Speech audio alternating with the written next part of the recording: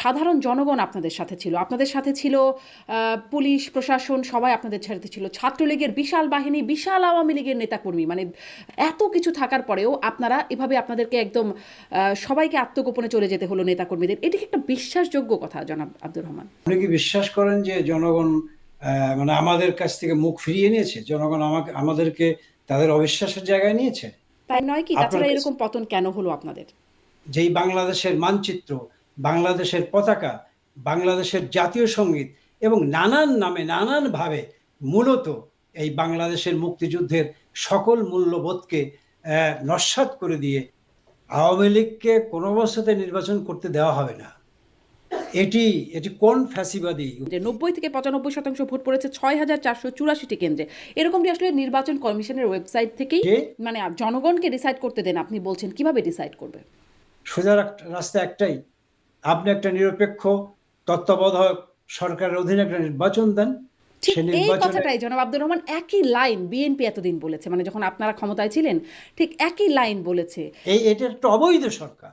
তো সুতরাং এমন একটা এমন একটা সাংবিধানিক ক্রাইসিস তৈরি হোক, সংকট তৈরি হোক, এটা কি আমাদের বাংলাদেশের মানুষের কাছে কাম্য?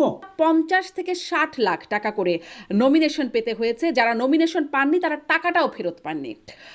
অতএব তাদের সেই নেতাদের দিয়ে আর আন্দোলন সংগ্রাম হবে না। আমি দেখছিলাম নমিনেশন বোর্ডে আসলে আপনিও আছেন। ছাত্রদের হাতে তিনি বছরের প্রথম দিনে বই তুলে দিয়েছেন। আজকে সেই বই কোথায়? আজকে বিধবা ভাতা কোথায়? আজকে বয়স্ক ভাতা কোথায়? আজকে মুক্তিযোদ্ধা ভাতা কোথায়? যে সাপে দংশন করেছে সেই সাপেই বিষ নামাবে। বিষটা কিভাবে নামাবে? যদি বলি সেনাপ্রধানের ব্যর্থতা নাকি বেইমানি? সেই অবস্থায় আইন শৃঙ্খলার যেখানে ন্যূনতম বালাই নাই, সেখানে কি আপনি এই এই এই কথা আমাকে প্রশংসা করতেন?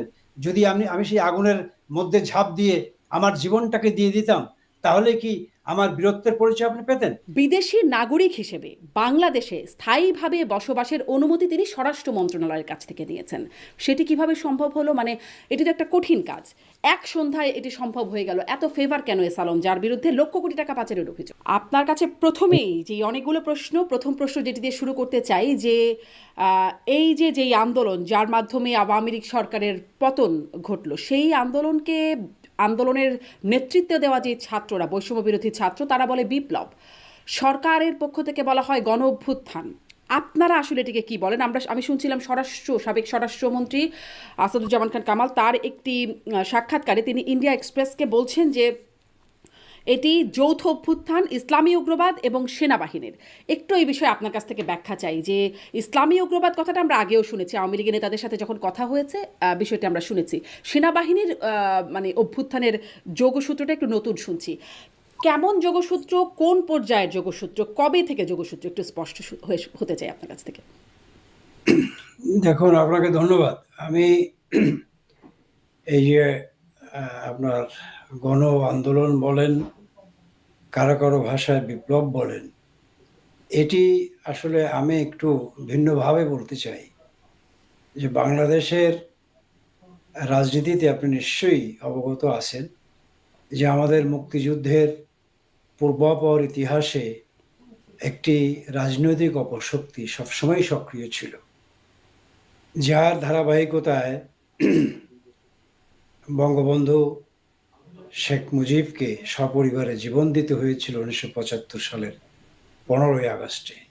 এবং সেই একই অপশক্তির নানাবিধ কর্মপরিকল্পনা প্রক্রিয়ায় বঙ্গবন্ধু কন্যা শেখ হাসিনাকে দীর্ঘ 21 বার জীবন মৃত্যুকে হাতে নিয়ে লড়াই করে অবশেষে তিনি 2096-তে একটি গণ আন্দোলনের মুখে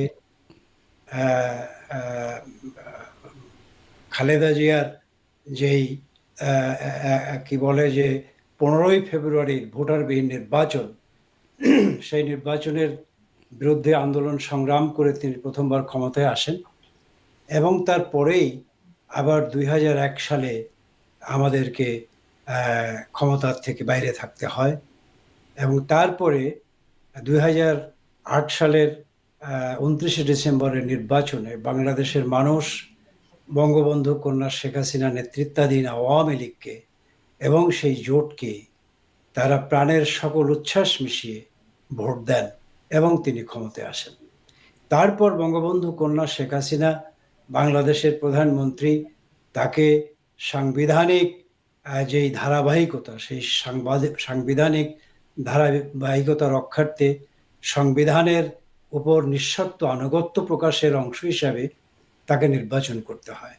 এবং সেই নির্বাচনে তিনি বহুভাবে বিরোধী দলদের আহ্বান জানিয়েছেন। তিনি বারংবার নিশ্চয়তা প্রদান করেছেন, আশ্বস্ত করেছেন যে আপনারা নির্বাচনে আসলে এই নির্বাচন একটি অবাধ, সুষ্ঠু, নিরপেক্ষ নির্বাচন অনুষ্ঠানের ব্যবস্থা আমরা করব। কিন্তু সেই জায়গায় দুঃখজনকভাবে হলেও সত্য যে বাংলাদেশের প্রধান যেই রাজনৈতিক শক্তি আওয়ামী লীগের পরে বিএনপি সহ অন্যান্য রাজনৈতিক দলগুলো সেই 2014 সালের নির্বাচনে অংশগ্রহণ করেনি। জি। এবং জনাব তারপরে আব্দুর রহমান, একটু ইন্টারাপ্ট করে আমাকে মাফ করবেন। নির্বাচন প্রসঙ্গে যখন বলছেন, আমি নির্বাচন প্রসঙ্গে একটু আলাদা সেগমেন্টেই কথা বলতে চাই। মানে এরকম নির্বাচনে আপনাদের আহ্বান করলে আপনারা কি সাড়া দিতেন? সেই 15ই ফেব্রুয়ারি নির্বাচনের কথা বলছেন, আপনারাও তো সেটাতে মানে আপনারাও তো সেটাতে খুব সুবিধা বলেছেন বা খুব ভালো হয়েছে বা আপনারা যোগ দিচ্ছেন, তেমনটিও তো ছিল না। আমি নির্বাচন প্রসঙ্গে একটু আসবোই আপনার কাছে, আলাদাভাবে আমি জিজ্ঞাসা আমি করব। আমি এই কথাগুলো আমি শুধুমাত্র একটু ধারাবাহিক। শুরুতে আপনার কাছে অভ্যুত্থানের বিষয়ে আপনার ব্যাখ্যাটা একটু জানতে চাচ্ছিলাম, এবং সাবেক স্বরাষ্ট্রমন্ত্রী যেটিকে বলছেন, সেনাবাহিনীর যোগসূত্রটাও এখন আমরা শুনতে পাচ্ছি ইসলামী উগ্রবাদ এবং সেনাবাহিনীর যৌথ অভ্যুত্থান বলে তিনি আখ্যায়িত করছেন। আপনার ব্যাখ্যাটা একটু শুনতে চাই, এবং সেনাবাহিনীর যোগসূত্রটা আসলে কিভাবে আপনারা দেখছেন সেটি একটু জানতে চাই। আমি যে জন্য এই কথাগুলো আনছিলাম সেটি হলো যে এই যে 5ই আগস্টের একটা সামগ্রিক অপর রাজনৈতিক শক্তির কি বলে যে একটা চক্রান্ত বা ষড়যন্ত্রের একটা পরিণতি হিসেবে 5ই আগস্টের সৃষ্টি হয়েছে, বা 5ই আগস্টের কি বলে যে একটা প্রেক্ষিত আমরা আহ, লক্ষ্য করলাম বা আমরা সেটিকে অবগত হলাম। আমি সেটিই বলছি যে এই রাজনৈতিক অপশক্তিগুলো দীর্ঘদিন ধরেই তাদের ফন্দি বলেন, ফিকির বলেন, ষড়যন্ত্র বলেন, চক্রান্ত বলেন, সব কিছু মিলে একটি সামগ্রিক বলবো, এই ক্ষেত্রে অবশ্যই বলবো যে তারা 5ই আগস্টে সেই বিবেচনায় তারা সফল হয়েছে, আমরা পরাজিত হয়েছি। সুতরাং এই জায়গায় আমি স্পষ্ট করেই বলি যে আমাদের প্রাক্তন স্বরাষ্ট্রমন্ত্রী তিনি যেভাবে বলেছেন সেটি তার ব্যাখ্যা তিনি দিয়েছেন। আমি এই ক্ষেত্রে যেটি বলতে চাই যে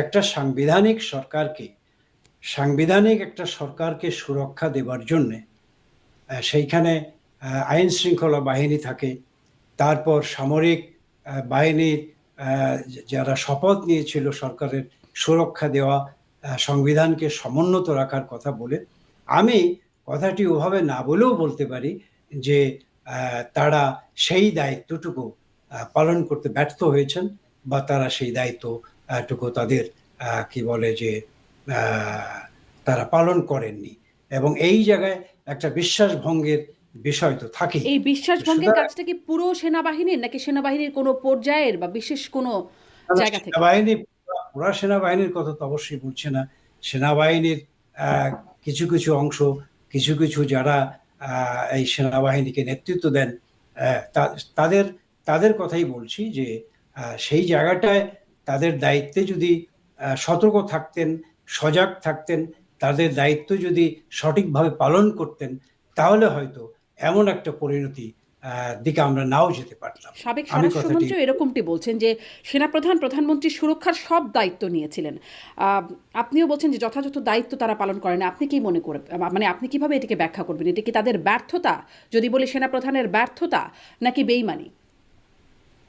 না, আমি কথাটিকে এইভাবেই বলবো যে আমি যে কথাটা বলে আসছিলাম যে একটা অপরাজনৈতিক শক্তির সামগ্রিক একটা সম্মিলিত চক্রান্ত, এবং সেই জায়গায় আরো কিছু উপাদান এখানে এই মাত্রায় যোগ হয়েছে, যেই উপাদানটি সৃষ্টি করবার জন্য নানাভাবে নানান চক্রান্ত এবং দেশি বিদেশি শক্তিগুলো এর মধ্যে জড়িত ছিল।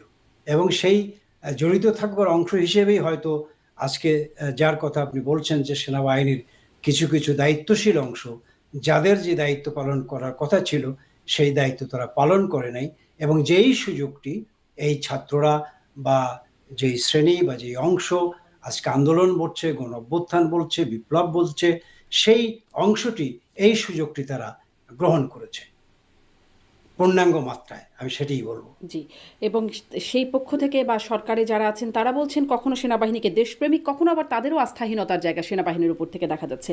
আমি আপনার আরেকটা সাক্ষাৎকার শুনছিলাম, সেখানে আপনি সেনাবাহিনীর প্রসঙ্গে, সেনাবাহিনীর ভূমিকা হতাশাজনক এরকম প্রসঙ্গে বলতে গিয়ে আপনি বলছিলেন যে যে সাপে দংশন করেছে সেই সাপেই বিষ নামাবে। আমি একটু, এই বাক্যটার মোটামুটি ইঙ্গিতটা স্পষ্ট, তারপরেও কোনো ভুল বোঝাবুঝির অবকাশ যেন না থাকে, আপনার কাছে স্পষ্ট হতে চাই, সাপকে। দেখুন, আপনি সাপ বলতে আমি যেটা বুঝিয়েছি এবং আপনি যেভাবে বুঝেছেন, এর মধ্যেই আমার মনে হয় থাকা ভালো। স্পষ্ট করতে কোনো সমস্যা আছে? এখন তো অনেক কিছু খোলাসা হচ্ছে, স্পষ্ট হচ্ছে।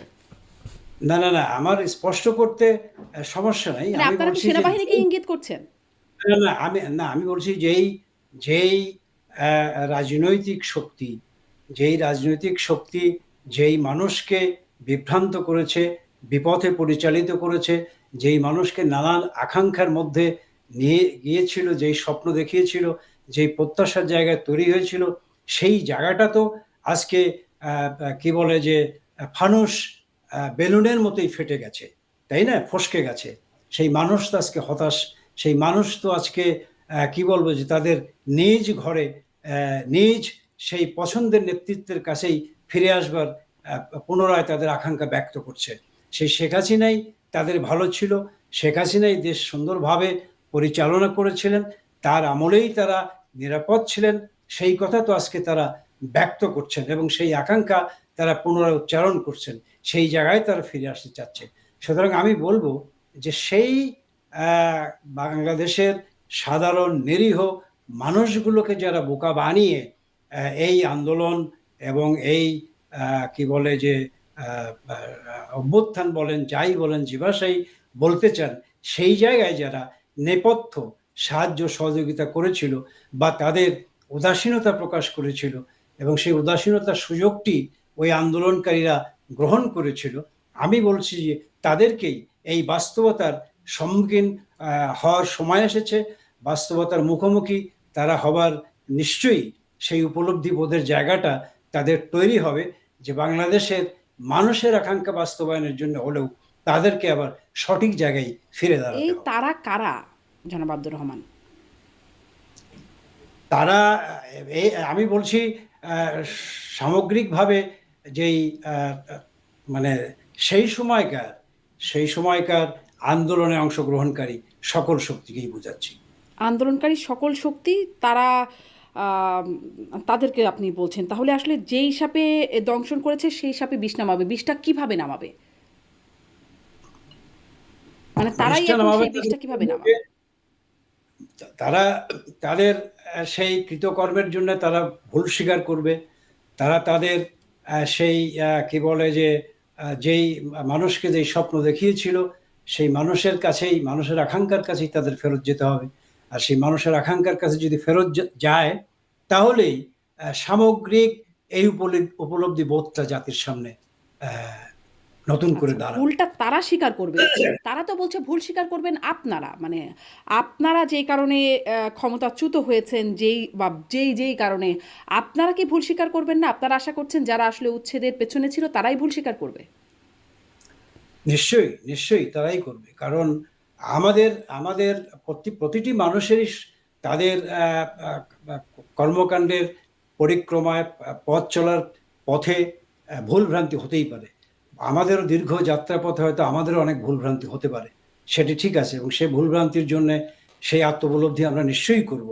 এবং সেজন্যে কোনো কোনো ক্ষেত্রে আমরা আমরা অনুতপ্ত বোধ, এবং সেজন্য আমরা আমাদের জায়গা থেকে আমাদের নিজেদেরকে মূল্যায়নও করব। কিন্তু প্রশ্নটি হলো যেই গোটা গোটা আন্দোলনের কি বলে যে আহ, যেই যেই যেই একটা আহ, মিথ্যা, মানে কি বলে যে আকাঙ্ক্ষার জায়গা তৈরি করে বাংলাদেশের মানুষের সামনে যেই একটা কি বলে যে তাদের তাদের উপরে, তাদের সামনে একটা কি বলে ন্যারেটিভ দেওয়া হয়েছিল। সেই জায়গাটা থেকে ফেরত আসতেই হবে। কিন্তু বাংলাদেশের মানুষ তারা আজকে তাদের কি বলে যে ইতিমধ্যেই এই তাদের আন্দোলন ভুল ছিল, তাদের পিছনে গিয়ে তারা ভুল করেছে, এই ধরনের উপলব্ধি বাংলাদেশের মানুষই করছে, বা যারা যারা এই জায়গায় অংশগ্রহণ করেছে তারা সকলেই এখন স্বীকার করছে। আচ্ছা, সাধারণ মানুষ স্বীকার করছে, আর আপনারা আপনারা আসলে বিবেচনা করছেন আপনাদের ভুল ভ্রান্তিগুলো কি আছে। আমি যদি এটাই আপনাকে জিজ্ঞাসা করি, মানে আপনার অবস্থানটা আপনি স্পষ্ট করছেন, আপনার সেজন্যই আমার আরও একটু জিজ্ঞাসা যে আপনারা আপনাদের এই অবস্থানের পেছনে সবচেয়ে বড় ভুল, সবচেয়ে বড় ব্যর্থতা বা আপনাদের দোষ কি দেখেন? না, আমাদের ব্যর্থতা, আমাদের ভুল, আমরা তো অবশ্যই অবশ্যই স্বীকার করি যে আমরা যদি বিরোধী দলদেরকে কোনো না কোনোভাবে নির্বাচনে আনতে পারতাম, সেটি আমরা আরো অধিকতর সফলতার জায়গা আমরা দাবি করতে পারতাম। সেই জায়গাটা আমরা আনতে পারিনি। অবশ্যই এই জায়গাটা আমাদের একটা ভুল আছে, এবং তাদেরও একটা রাজনৈতিক ভিন্ন অভিসন্ধি ছিল যে তারা নির্বাচনে না এসে একটা ঘোলা পানিতে মাছ শিকার করবে, এবং সেই জায়গাটাই কিন্তু বাংলাদেশের রাজনীতিটাকে 5ই আগস্ট নিয়ে যাওয়া হয়েছে। তো সুতরাং এই জায়গাটা আমরা মোকাবেলা করতে পারিনি, এটি আমাদের ব্যর্থতা। এবং এমন একটা ঘটনা ঘটলো, যেই ঘটনাটার আহ, পূর্ব সতর্কতা আমরা অবলম্বন করতে পারলাম না, বা এটাকে মোকাবেলার জন্যে আমরা কি বলে যে প্রস্তুতি গ্রহণ করতে পারলাম না, এবং আমরা আমাদেরকে একটা অন্ধকারে কোনো গোষ্ঠী, কোনো মানে একটা শক্তি আমাদেরকে রাখতে সমর্থ হলো, এবং সেটি আমরা বুঝতে পারলাম না, এটি আমাদের ব্যর্থতা। আচ্ছা, সেটি আপনাদের ব্যর্থতা। মানে আরেকটা বলছিলেন যে আপনারা বিরোধী দলকে নির্বাচনে আনতে পারলে ভালো হতো, সেই জায়গায় আপনাদের একটা ব্যর্থতা। কিন্তু আপনারা শুনতে যেটা পাচ্ছি আপনি না বলছেন আপনার যে বিরোধী দলকে বা বিরোধী দলগুলোকে নির্বাচনে না আনতে পারার একটা ব্যর্থতা বা ভুল আপনাদের হয়তো আছে, যদি আমি ভুল না বলি। কিন্তু যেরকম নির্বাচন হচ্ছিল 14-তে, আচ্ছা সেখানে একদমই একতরফা নির্বাচন হয়ে গেল 18-তে, যেটি একটা অংশগ্রহণমূলক নির্বাচন ছিল, কিন্তু সেই নির্বাচনে রাতে ভোট হওয়ার যে অভিযোগ, এবং তার সেই অভিযোগের প্রেক্ষিতে অনেক প্রমাণও হাজির করা হলো, এবং ও নির্বাচনের পরেও নির্বাচন কমিশনের ওয়েবসাইটে অনেক মানে বিষয়গুলো উঠে আসলো, অনেক কিছুই। 300টি নির্বাচনী এলাকা আপনারা নিশ্চয়ই দেখেছেন, তারপরেও একটু বলি, আপনারা শুনবেন বা দর্শকরাও জানবেন। 300টি নির্বাচনী এলাকার মধ্যে 40,155টি ভোট কেন্দ্রের মধ্যে 103টি আসনে 213টি ভোট কেন্দ্রে শতভাগ ভোট পড়েছে। 96 থেকে শতভাগ ভোট পড়েছে 1,418টি কেন্দ্রে। 90 থেকে 95% ভোট পড়েছে 6,484টি কেন্দ্রে। এরকমটি আসলে নির্বাচন কমিশনের ওয়েবসাইট থেকেই, এবং সুজনের যে প্রতিবেদন তার পর নির্বাচনের পরে, সেখান থেকে এইরকম বিষয়টি উঠে এসছে। কোনো রকম ব্যবস্থা আপনারা নেন নাই। এটা 2018 সালের কথা। সেখানে ভোটের ফলাফলও আমরা দেখেছি। 24 সালে আবারও একটা ওরকম ডামিওয়ালা নির্বাচন, ডামির ব্যাখ্যাও আপনি একবার দিয়েছিলেন নির্বাচনের আগে আগে। তো মানে এইরকম নির্বাচন যদি আপনারা করতে থাকেন, বিরোধী দল আসবে কেন? না দেখুন, বিরোধী দল যদি নির্বাচনটাকে অংশগ্রহণ করবার প্রত্যয়, মিনিংফুল একটা পার্টিসিপেশন তাদের রাখতো, এবং তারা যদি যথার্থ অর্থেই এই নির্বাচনটাকে তাদের জায়গা থেকে সিরিয়াসলি মোকাবেলা করবার প্রত্যয় তারা ব্যক্ত করত, তাদের আচার আচরণে, তাদের নির্বাচনে অংশগ্রহণ করার সামগ্রিক কলা কৌশলে যদি এটা প্রমাণ হতো, তাহলে এই যে বিচ্ছিন্ন বিক্ষিপ্তভাবে কিছু কিছু জায়গায় কিছু কিছু উৎসাহী মহল তাদের ভোট কেন্দ্রের ভোট বাড়ানোর যেই চেষ্টা, বা ভোটের কি বলে যে উপস্থিতি বেশি করে করা, এই বিষয়গুলো ঘটার কোনো সুযোগ থাকতো না। সুতরাং এই জায়গায় যে সমস্ত জায়গার কথা আপনি বললেন, সেই জায়গায় যে সরকারের মদতপুষ্ট হয়ে, বা সরকারের কি বলে যে ছত্রছায়ায় এগুলো হয়েছে, ব্যাপারটিকে এইভাবে দেখলে কিন্তু হবে না। 300টি আসনে কিছু কিছু জায়গায় হয়েছে, এবং এটা আমি স্বীকার করি হয়তো হয়েছে, কিন্তু সেই জায়গায় যার যার যার যার শক্তি বলে, যার যার প্রাধান্য বিস্তারের ক্ষেত্র তৈরি, যেহেতু বিপক্ষ দল, যেহেতু প্রতিদ্বন্দ্বী, শক্তি দুর্বল শক্তি ছিল বা সেই শক্তি সেখানে উপস্থিতি ছিল না, এমন পর্যায়ে হয়তো কিছু কিছু জায়গায় সেখানে হয়েছিল। জি, তো আমি সেখানে বিশ্বাস করি বিএনপি বা অন্য রাজনৈতিক দলগুলোর একটা একটা দায় থাকতে পারে আপনি বলছেন, কিন্তু সরকার দায়িত্বে ছিল, মানে তত্ত্বাবধায়ক সরকার না, তখন আওয়ামী লীগ সরকার ছিল। সরকার তো হুম, কোনো ব্যবস্থা নিল না, তাদের অধীনে আপনারা নিয়ম পরিবর্তন করে আপনারা আপনাদের অধীনে নির্বাচন করলেন, কিন্তু আপনাদের সময় এরকম এরকম অনিয়ম হয়ে গেল। বিবিসির সংবাদদাতা বলল যে আগের মানে ভোট শুরুর আগেই ব্যালট বাক্স ভর্তি করা অবস্থায় তাঁরা দেখতে পেয়েছেন। টিআইবি বলল তারা 50টি আসনের উপরে তারা আসলে এই গবেষণা করেছে এবং তার মধ্যে 47টিতে কোনো না কোনো অনিয়ম, 33টি আসনের এক বা একাধিক কেন্দ্রে আগের রাতেই ব্যালটে সিল মেরে বাক্স ভর্তি করা হয়েছে, এরকম প্রতিবেদন তারা দিল। কোনোটাতেই তো আপনারা কোনো আমলে নিলেন না বা কোনো ব্যবস্থা হলো না। শুনেন, নির্বাচন সংক্রান্ত কোনো অনিয়ম বা কোনো ধরনের ব্যত্যয় যদি হয়, সেই ক্ষেত্রে নির্বাচন কমিশনের ব্যবস্থা গ্রহণ করবে এবং সেই নির্বাচন কমিশনের অধীনেই কিন্তু নির্বাচনটি হয়েছে। এবং সেই নির্বাচন কমিশন যদি কোনো ব্যবস্থা গ্রহণ করে থাকে এবং সেই ব্যবস্থা গ্রহণের যদি মনোপুত না হয়, পছন্দ না হয় এবং তার বিরুদ্ধে যদি সরকার কোনো পাল্টা ব্যবস্থা নেয়, তাহলেই কেবল আপনি সরকারকে দোষারোপ করতে পারেন। কারণ নির্বাচন কমিশন তার এখতিয়ারভুক্ত সকল ক্ষমতার নির্বাচনী ক্ষমতার মালিক ছিলেন তারা। সুতরাং তারা যদি কোনো ব্যবস্থা নিয়ে থাকে, সেই ব্যবস্থার সাথে কোনো দ্বিমত পোষণ করেছে সরকার, এটি আমার জানা নাই। এবং দ্বিমত আমার পোষণ মনে করার হয় জায়গা নেই, কারণ তারা কোনো ব্যবস্থাই নেয় নাই এরকম। মানে তাহলে আপনারা কেন সেই 15 ফেব্রুয়ারি আর নির্বাচনের এই কথা? টিআইবি এবং যে সমস্ত কি বললেন সংস্থাগুলোর কথা বললেন, তারা এই প্রমাণ কি বলে প্রমাণ আপনাদের কাছে দিয়েছে বা রাতেই ভোটের বাক্স বোঝাই হয়ে গেছে, এমন কোনো দালিলিক প্রমাণ বা এই আজকের এই তথ্য প্রযুক্তির বিশ্বে এরকম কোনো ঘটনা কিন্তু আমাদের অন্তত গোচরীভূত হয় নাই বা বাংলাদেশের মানুষ এইভাবে দেখে নাই যে কি বলে যে প্রামাণিক চিত্রে দেখানো হয়েছে যে দিনের ভোট রাতে হচ্ছে।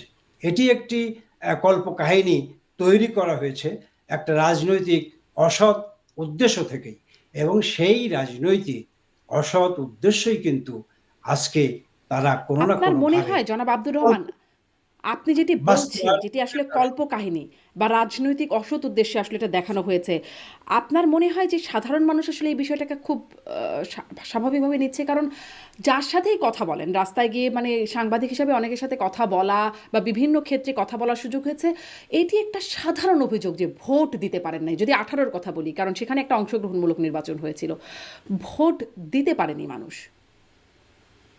না, ভোট দিতে পারেনি, এটা একটা আপেক্ষিক কথা, আপেক্ষিক বিষয়। যারা ভোট দিতে পেরেছে তারা তো দিতে পেরেছে, যারা ভোট দিতে পারেনি তারা ভোট কেন্দ্রে না গিয়েও বলছে আমরা ভোট দিতে পারিনি। এবং তারা তারা তো প্রমাণ করতে চেয়েছে যে আহ, এটা নির্বাচনই হচ্ছে না, মানুষ ভোট কেন্দ্রে নাই।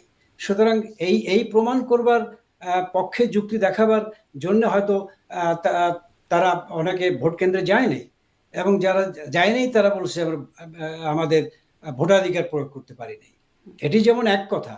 দ্বিতীয় কথা হলো যে মনস্তাত্ত্বিকভাবে যদি একটা ভোটার বোঝে বা যেই জনগোষ্ঠী ভোট দিতে যাবে তারা যদি বোঝে যে আমার শক্তিশালী প্রতিপক্ষ নাই বা শক্তিশালী প্রতিপক্ষ এই ভোটারদের ভোট কেন্দ্রে নেবার প্রক্রিয়ার মধ্যে নাই, তাহলে তো সেই ক্ষেত্রে কি বলে যে ভোটারদের মধ্যেও একটা শৈথিল্য ভাব আসে, ভোটারদের মধ্যেও একটা উদাসীনতার ভাব কাজ করে। জি, সেটি খুবই স্বাভাবিক। তাহলে আপনি বলছেন বিবিসির প্রতিবেদকটা যা দেখলেন বা টিআইবি যেই প্রতিবেদন দিল সেগুলো কল্পকাহিনী। কল্পকাহিনী তো অবশ্যই, এবং রাজনৈতিক উদ্দেশ্য প্রণোদিতও বটে। রাজনৈতিক উদ্দেশ্য প্রণোদিত। আপনাদের এই ন্যারেটিভটাতে, মানে এই ন্যারেটিভের মাধ্যমে আপনারা আবার নির্বাচনে আস্থা অর্জন করে ফেলবেন, মানে যেভাবে করে আপনাদের পতন হলো, এটি আপনারা বিশ্বাস করছেন? আবার বলুন, কি মানে বলেন? আপনি যেই বিষয়টা বলছেন যে এগুলো আসলে কল্পকাহিনী, রাতের ভোটের বিষয়টি কল্পকাহিনী বা বিবিসি যা বলছে, টিআইবি যা বলছে, রাজনৈতিক উদ্দেশ্য প্রণোদিত কল্পকাহিনী, এই ন্যারেটিভটার মাধ্যমে আপনারা জনমনে আস্থা তৈরি করতে পারছেন বা জনগণ আপনাদেরকে এই বিষয়টাতে বিশ্বাস করছে বলেই আপনারা মানে নিশ্চিত? না, আপনি কি বিশ্বাস করেন যে জনগণ মানে আমাদের কাছ থেকে মুখ ফিরিয়ে নিয়েছে? জনগণ আমাদেরকে তাদের অবিশ্বাসের জায়গায় নিয়েছে? তাই নয় কি? আপনার তাছাড়া কাছে এরকম পতন কেন হলো আপনাদের? না, পতন তো আমি বলছি যে পতন তো বঙ্গবন্ধু জাতির জনক সপরিবারে ৭৫-এর ১৫ই আগস্টে তার জীবন দিতে হয়েছে। হ্যাঁ, পরিবারের সকলকেই জীবন দিতে হয়েছে এবং এই এই এই এই দুর্ভাগ্যজনক পরিণতিকে আমাদেরকে মেনেও নিতে হয়েছে। সুতরাং রাজনৈতিক পথ পরিক্রমায় এই ধরনের কখনো কখনো এই পরিণতিকে মেনে নিতে হয়। টাইটানিক জাহাজও ডুবে গিয়েছিল এবং সেই ডুবন্ত জাহাজ কেবল দাঁড়িয়েই আহ, মানে দেখতে হয়েছিল মাত্র। তো সুতরাং এই ধরনের পরিণতি হয়েছে আমাদের কি বলে যে আহ, আহ, বঙ্গবন্ধু কন্যা শেখ হাসিনা তিনি একটা কি বলে জবরদস্তির মাথায় তিনি দেশ ত্যাগ করেছেন। এই সব সত্যকে আমরা মেনে নিয়েই বলতে চাই যে এটি যে একটা চক্রান্ত ষড়যন্ত্রের অংশ হিসেবেই সংগঠিত হয়েছিল। এই ব্যাপারটি কি আজকে বাংলাদেশের কোনো মানুষের বোঝার বাকি আছে? আজকে বাংলাদেশের মানুষ হাড়ে হাড়ে বুঝছে যে এটি নেহায়েতই একটা চক্রান্ত ছিল। আপনি কি মনে করেন যে আজকে যারা সেই আন্দোলনে শরিক হয়েছিল, সেই রাস্তার মিছিলে ছিল, সেই স্লোগানে তারা গলা মিলিয়েছিল, সুর মিলিয়েছিল, আজকে যদি তারাই বুঝতো যে এই বাংলাদেশকে পাল্টে দিবার চক্রান্তের গন্ধ ছিল এই মিছিলে, তারা যদি আজকে সেদিন বুঝতো যে এই বাংলাদেশের মানচিত্র, বাংলাদেশের পতাকা, বাংলাদেশের জাতীয় সঙ্গীত এবং নানান নামে নানান ভাবে মূলত এই বাংলাদেশের মুক্তিযুদ্ধের সকল মূল্যবোধকে নস্যাৎ করে দিয়ে সেই মুক্তিযুদ্ধ বিরোধী যে শক্তি ছিল সেই শক্তিরই পুনর্জীবিত করা, সেই শক্তিরই পুনরুত্থান করা ছিল ওই আন্দোলনের মূল লক্ষ্য। তাহলে কি মনে করেন যে সেই মিছিলে সেই স্লোগানে সেদিন যারা গিয়েছিল তারা সেদিন থাকতো, জনাব সেদিন আব্দুর যেত? রহমান, এটি আপনি বলতেই পারেন যে মানুষ এখন আশাহত হতে পারে, কিন্তু সেটি হচ্ছে মানে সেই বিষয়টা আমি হয়তো এই সরকারের কারোর সাথে যদি কথা হয় আমি সেই প্রশ্নগুলো তাদেরকে করব, যে মানুষ আশাহত হচ্ছে, যা চেয়েছিল তার কিছুই হচ্ছে না, সেটি হয়তো সেই প্রশ্নটা আপনারা করতে পারেন। কিন্তু আপনাদের ওপর থেকে মানুষ মুখ ফেরালো কেন? আপনাদের কেন এমন পতন হলো? কেন আপনাদেরকে, এত পরাক্রমশালী আওয়ামী লীগ যারা ১৫ বছরের উপরে ক্ষমতায়, তাদেরকে পালাতে হলো কেন? না, না, আপনি দেখুন, আপনি এই পালানোর কথাটা বলছেন, যেটি সত্যি কি বলবো যে এর ব্যাখ্যা দেবার আমার ভাষা নেই। কিন্তু আপনাকে বলবো আমি একটা কথা, যে সাধারণ মানুষ কি এই আন্দোলনের সাথে সম্পৃক্ত ছিল আপনি বলতে চান? ছিল না? না, কারা ছিল? ছিল যেই যেই যেই সম্প্রদায়, যেই গোষ্ঠী, যেই শ্রেণী, যেই রাজনৈতিক অপশক্তিগুলো বাংলাদেশের বিরুদ্ধে চক্রান্ত করেছিল, স্বাধীনতার বিরোধিতা করেছিল, সেই গোষ্ঠীর নেতৃত্বে এই কোটার একটা কি বলে যে সাধারণ আহ, আহ, আবরণ সামনে দিয়ে সেই নানান নানানভাবে এই সাধারণ ছাত্র ছাত্রী এবং জনগণকে প্রলুব্ধ করার চেষ্টা করেছিল। কিন্তু মূল তাদের অন্তরালে ছিল ভিন্ন খেলা, এবং সেই খেলাটি আহ, আহ, মানে কিছু সময়ের জন্য হয়তো কিছু মানুষ বিভ্রান্ত হয়েছিল বটে, কিন্তু সাধারণ মানুষ সেই আন্দোলনে সম্পৃক্ত হয়েছিল, এটি আমি কোনো অবস্থাতেই মানব না। তাহলে আপনি মনে সুতরাং করেন যে আমাদের দেশের যে মানুষ হ্যাঁ, আপনাদের প্রতি সন্তুষ্ট ছিল? আমাদের যে পরিণতি কথা আপনি বলছেন, সেটি এই অপরাজনৈতিক শক্তির চক্রান্তেরই আমরা শিকার হয়েছি, এ কথা আমরা অবশ্যই নির্দ্বিধায় আমরা মানি, আমরা স্বীকার করি। কিন্তু এতে সাধারণ জনগণের পার্টিসিপেশন ছিল, সাধারণ জনগণ আমাদেরকে উৎখাত করেছে, কোনো অবস্থাতেই এ কথা আমরা বলি না, আমরা স্বীকারও করি জনাব না। আব্দুর রহমান, খুব সহজ একটা প্রশ্ন। সাধারণ জনগণ আপনাদের সাথে ছিল, আপনাদের সাথে ছিল পুলিশ প্রশাসন, সবাই আপনাদের সাথে ছিল, ছাত্রলীগের বিশাল বাহিনী, বিশাল আওয়ামী লীগের নেতাকর্মী, মানে দেশের মানে সবচেয়ে বড় দল বলে আপনারা দাবি করেন, বা একদম অনস্বীকার্য দেশের অন্যতম বড় দল, আপনারা সবচেয়ে পুরনো দল, অনেক জনশক্তি আপনাদের। এত কিছু থাকার পরেও আপনারা এভাবে আপনাদেরকে একদম সবাইকে আত্মগোপনে চলে যেতে হলো নেতাকর্মীদের। এটি কি একটা বিশ্বাসযোগ্য কথা জনাব আব্দুর রহমান? না, এটি এটি এটি মানে এটি ধরেন, জনসম্পৃক্ততা না থাকলে আপনাদের এভাবে চলে যেতে হলো? না, জনসম্পৃক্ততা থাকবে না কেন? জনসম্পৃক্ততা আছে বলেই তো, জনসম্পৃক্ততা আছে বলেই তো আজকে নানান ফন্দি ফিকির করা হচ্ছে আওয়ামী লীগের বিরুদ্ধে। একটা ভোটকে কিভাবে কিভাবে তারা তাদের কি বলে গাণিতিক আকারে অঙ্ক কষে কষে করবে, সেই ষড়যন্ত্র চলছে। আজকে কি করে একটা নির্বাচনকে নতুন একটা দলের জীবন দিয়ে এবং তাদের সেই প্রয়োজনে অনেক সময় নিয়ে হলেও, নির্বাচনকে বিলম্বিত করে হলেও, তাদেরকে যখন নির্বাচনের জন্য প্রস্তুত করা হবে তখনই নির্বাচন করা হবে, এই যে সমস্ত ফন্দি ফিকির। এবং আজকে কোন একটা জায়গায় যেন দেখলাম যে ইতিমধ্যে আসন কি বলে বন্টন হয়ে গেছে, 50-50, 200, এরকম নানান ইকুয়েশন, নানাভাবে নানান যোগ বিয়োগ ফলের অঙ্ক আমরা রাজনীতির নির্বাচনী মাঠে দেখছি, শুধু একটা মাত্র কারণে, সেটি হলো আওয়ামী লীগকে এই নির্বাচনের বাইরে রাখা, আওয়ামী লীগকে নির্বাচনে অংশগ্রহণ না করবার ফন্দি ফিকির আটা। তো মানুষের মধ্যে যদি আওয়ামী লীগের অবস্থান না থাকবে, জনগণের মধ্যে যদি আওয়ামী লীগের সেই শক্ত কি বলে যে বন্ধন না থাকবে, তাহলে এই ফন্দি ফিকির কেন করছে, কার জন্য করছে, কিসের স্বার্থে করছে? জি, আপনি নিশ্চয়ই এই বুঝতে সময়ের হবে। ফন্দি ফিকির নিয়ে কথা বলছিলেন। আমি একটু আপনাদের যখন আপনারা ক্ষমতায় তখনকার ফন্দি ফিকির, মানে আমি এই জায়গাটাই আপনার কাছে স্পষ্ট হতে চাই। আপনি যেহেতু বলছেন সাধারণ মানুষ আসলে আপনাদের সাথে, পুলিশ প্রশাসন, ছাত্রলীগ, নেতাকর্মী, আপনারা কেন পালালেন? শোনেন, আমরা পালাইনি, আমরা পালাবো কেন? আমরা পালাবো কেন? আমরা একটা কথা আছে, retreat does not mean defeat. সুতরাং আপনাকে মনে রাখতে হবে যে আজকে কোনো কোনো ক্ষেত্রে যেখানে আইন শৃঙ্খলার বালাই নাই, যেখানে কোনো বিচার চাইবার জায়গা নাই, আজকে বাংলাদেশের সর্বোচ্চ আদালতে যদি কেউ বিচার প্রার্থনা করে তাহলে সেখানে তাকে মারপিট করে বের করে দেওয়া হচ্ছে, সেখানে ধমক দিয়ে বিচারক পাল্টানো হচ্ছে, সেখানে কোনো কোনো বিচার প্রার্থীর পক্ষে কোনো আইনজীবী দাঁড়াতে পারবে না, এমন একটা নৈরাজ্যকর পরিস্থিতি তৈরি করা হচ্ছে, যেখানে আওয়ামী লীগের একদম ওয়ার্ড লেভেল থেকে শুরু করে কেন্দ্র পর্যায় পর্যন্ত সমস্ত নেতা কর্মীর বাড়ি ঘর জ্বালিয়ে ছারখার করে দেওয়া হয়েছে এবং নির্বিচারে লুটতরাজ করা হয়েছে। তাদের বাড়িতে থাকবার কোনো অবস্থা নাই, তাদের মাঠে ঘাটে ধান খেতে, তাদের কি বলে যে মানে কোনো রকম জীবন বাঁচানোর তাগিদ নিয়ে তারা বাংলাদেশে এখনো আছে। সুতরাং সেই অবস্থায় আইন শৃঙ্খলার যেখানে ন্যূনতম বালাই নাই, সেখানে কি আপনি এই কথা আমাকে প্রশংসা করতেন? যদি আমি সেই আগুনের মধ্যে ঝাঁপ দিয়ে আমার জীবনটাকে দিয়ে দিতাম, তাহলে কি আমার বীরত্বের পরিচয় আপনি পেতেন?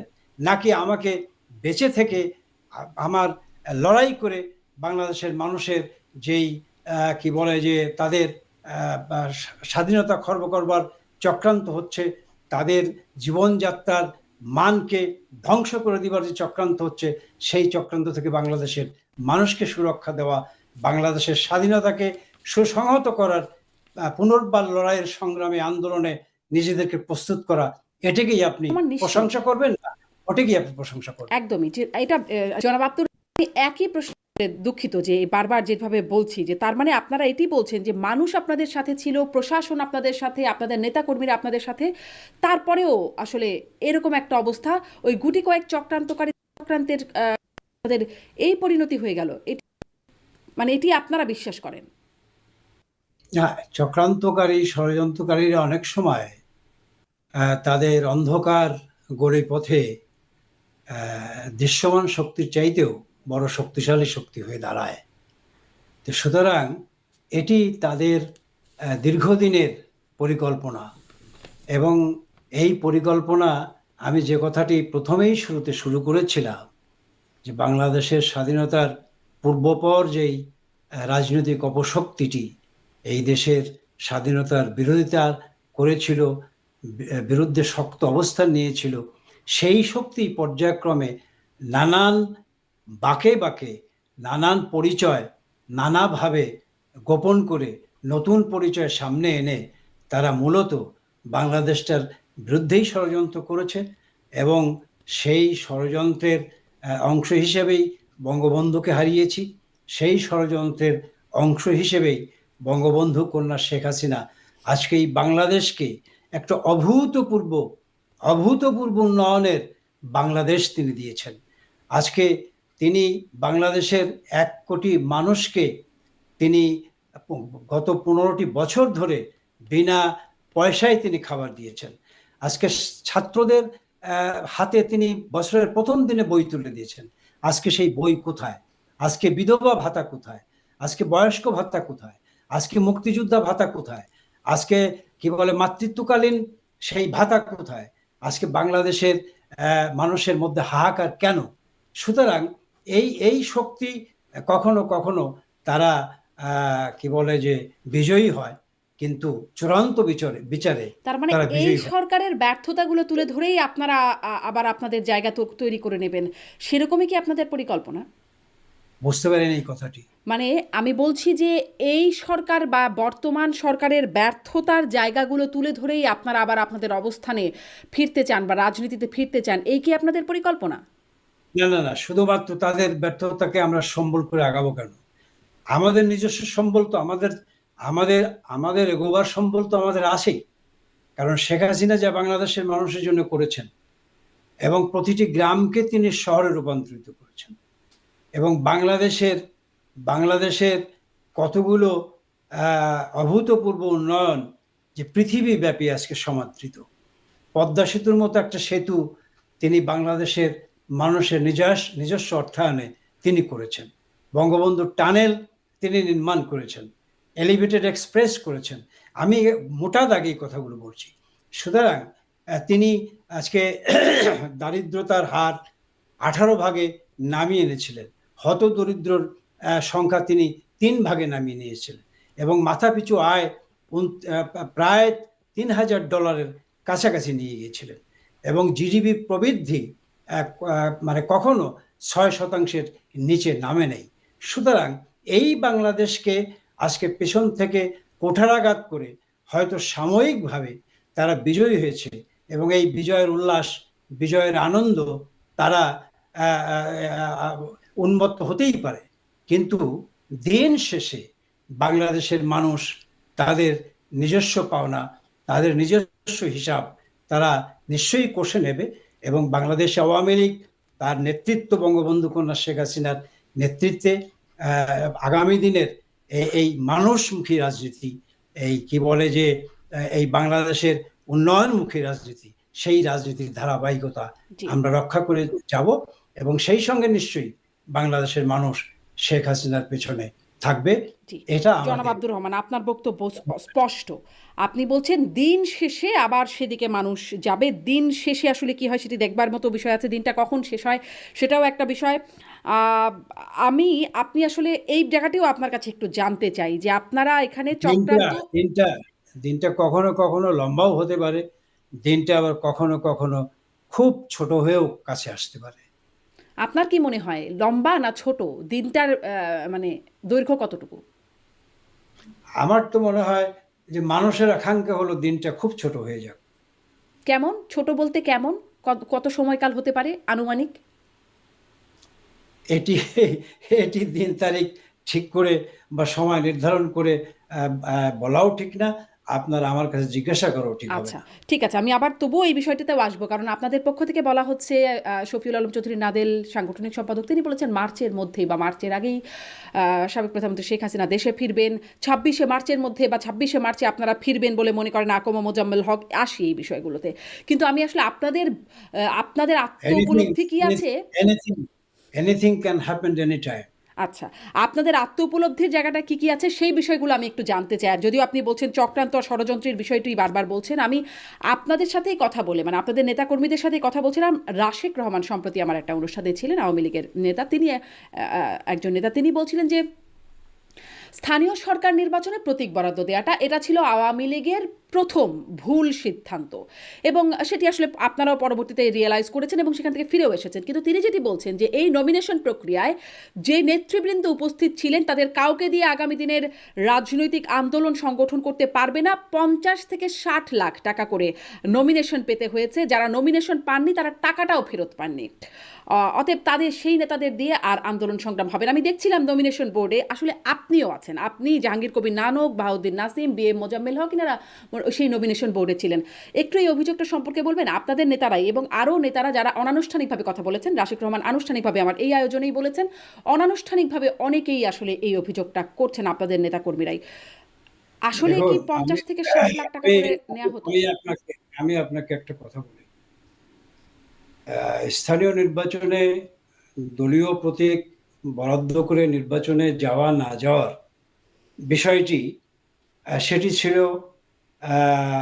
আমাদের একটা রাজনৈতিক সিদ্ধান্ত, এবং সেই সিদ্ধান্তটি মাননীয় প্রধানমন্ত্রিত্ব এবং আমাদের দলের সভাপতি তার নেতৃত্বেই হয়েছিল। যেটি বলছিলাম, এটি ছিল একটা রাজনৈতিক সিদ্ধান্তের অংশ। সুতরাং সেটি ভুল ছিল, সেটি সঠিক ছিল, সেই ব্যাপারটি ব্যক্তিগত পর্যায়ে আমি একভাবে বলবো, আমার অন্য একজন সহকর্মী অন্যভাবে বলবে। আমার মনে হয় এটি বলার ফোরাম না।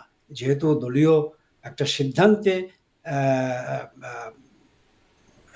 এই সিদ্ধান্তটি গৃহীত হয়েছিল, সুতরাং তেমন একটা ফোরামেই কেবলমাত্র এটি নিয়ে বিতর্ক হতে পারে। এটি হলো এক। আর দ্বিতীয়টি হলো যে উনি যে অভিযোগটি তুলেছেন সেই ব্যাপারে আমি কোনো কথা না বলেও যদি এইভাবে এইটুকু বলি যে সেই মনোনয়ন বোর্ডের মনোনয়ন প্রক্রিয়াটা হলো এরকম যে তৃণমূল পর্যায় থেকে কিছু কিছু সুপারিশ কোনো প্রার্থীর পক্ষে থাকতো, এবং তিনটি যেই কি বলে গোয়েন্দা সংস্থা, তাদেরও একটা রিপোর্ট মাননীয় প্রধানমন্ত্রী তিনি সংগ্রহ করতেন, এবং প্রতিটি ইউনিয়ন পর্যায় পর্যন্ত এই রিপোর্টটি উনি সংগ্রহ করতেন, এবং সেটিকে সামনে নিয়েই একটা চুলচেরা বিশ্লেষণ করেই কিন্তু মনোনয়ন উনি চূড়ান্ত করতেন। তাহলে আপনারা আসলে আপনাদের শেষ করি। আচ্ছা, এই প্রক্রিয়ায় কেউ যদি টাকা বা অর্থ গ্রহণ করেও থাকেন বা করেনও, তাহলে তিনি মনোনয়ন দেওয়ার সক্ষমতা রাখেন, বা মনোনয়ন দেওয়ার কি বলে যে তিনি কোনো প্রভাব বিস্তার করতে পারেন, সেটির সুযোগ একেবারেই মনোনয়ন বোর্ডে থাকতো না। এটুকু আপনাকে বলতে পারি। জি জি, আপনি এটি মানে সে বিষয়টির কথা মানে সেটি সত্যি না বলে আপনি বলছেন যে 50 থেকে 60 লাখ করে টাকা নেবার যে অভিযোগটি সেটি সত্য না। আমার তো জানা মতে একদমই সত্য না। জি, আর অনেকেই আবার এই বিষয়টা জানেন বলে বলছেন, সেটিও আবার আপনাদের দলের ভেতরেই। যাই হোক, এটি এখন খতিয়ে দেখবার মতো সেই জায়গাটি নেই। কিন্তু আপনি যেটি বলছেন যে গোয়েন্দা সংস্থাদের কাছ থেকেও রিপোর্ট নেওয়া হতো, মানে আপনার দলে কে মনোনয়ন পাবেন সেটি গোয়েন্দা সংস্থার রিপোর্টের ভিত্তিতে হতো।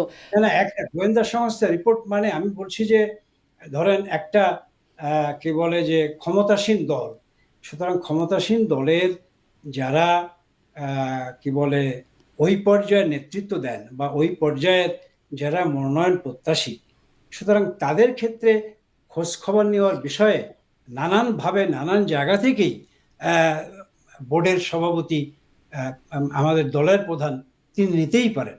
সুতরাং সেই কি বলে গোয়েন্দা সংস্থাদের রিপোর্ট নেওয়াটা, এটি যে একটা কি বলে যে মানে অপবিত্র জিনিস, বিষয়টা তো এরকম ভাববার কোনো কারণ নেই। কিন্তু চূড়ান্ত সিদ্ধান্ত তো উনি নিয়ে থাকতেন মনোনয়ন বোর্ডের সাথে আলাপ আলোচনা করে। সুতরাং মনোনয়ন দেওয়ার ক্ষেত্রে মানে কে যোগ্য প্রার্থী, কে অধিকতর যোগ্য, সেই ক্ষেত্রে যদি কোনো কি বলে যে সহায়ক শক্তি আমাদের কি বলে যে সিদ্ধান্ত নেওয়ার ক্ষেত্রে সাহায্য করতে পারেন, তো সেই সাহায্যটি নিয়ে তো কোনো কি বলে যে অমূলক কিছু না। কিন্তু অমূলক নয় কি, রাষ্ট্রীয় গোয়েন্দা সংস্থা দলীয় সিদ্ধান্ত নেবার ক্ষেত্রে কেন মানে সাহায্য করবে? সেটিতে একটা মানে সেটি কি সঠিক কাজ? মানে এই কাজটি কি বিএনপি বা অন্য কোনো দলকে করতে পারতো চাইলে? সঠিক কাজ কি বেঠিক কাজ, সেই বিতর্কে আমি যাচ্ছি না। আমার কথা হলো যে আমার সিদ্ধান্ত সঠিকভাবে নেবার ক্ষেত্রে কোনো না কোনো পর্যায়ে কারো না কারো কাছ থেকে যদি সাহায্য নেওয়াতে আমার কি বলে আমি আমি সমৃদ্ধ হতে পারি, আমার সিদ্ধান্ত নিতে আহ, সহায়ক হয়, তাহলে আমি সেই সুযোগটুকু কেন গ্রহণ করব না? আমার কথাটা এখানেই। জি, আপনার দলীয় নেতাকর্মীরা আসলে এই সুযোগটুকু বা এই সহায়ক ভূমিকাটা কেমনভাবে দেখেছে সেটিও নিশ্চয়ই আপনারা পরবর্তীতে জেনেছেন বা জানবার চেষ্টা করেছেন। আপনাদের হয়তো বিরুদ্ধে আরও অভিযোগ, আমি আসলে কিছু অভিযোগের জায়গায় স্পষ্ট হই। প্রথমে দলীয়, তারপরে আর কি সার্বিক একটা জায়গা থেকেও শুনবো। ছাত্রলীগেরও একটা দায়িত্বে আপনারা ছিলেন। যখন ছাত্রলীগ কমিটি দিতে পারছিল না, তখন সাবেক প্রধানমন্ত্রী শেখ হাসিনা তিনি আপনাদেরকে ডেকেছিলেন এবং আপনাদের উপর একটা দায়িত্ব অর্পণ করেছিলেন। এমনকি ছাত্রলীগের কমিটি দেবার ক্ষেত্রেও আমরা এই অভিযোগ একদম গণমাধ্যমে এসেছে।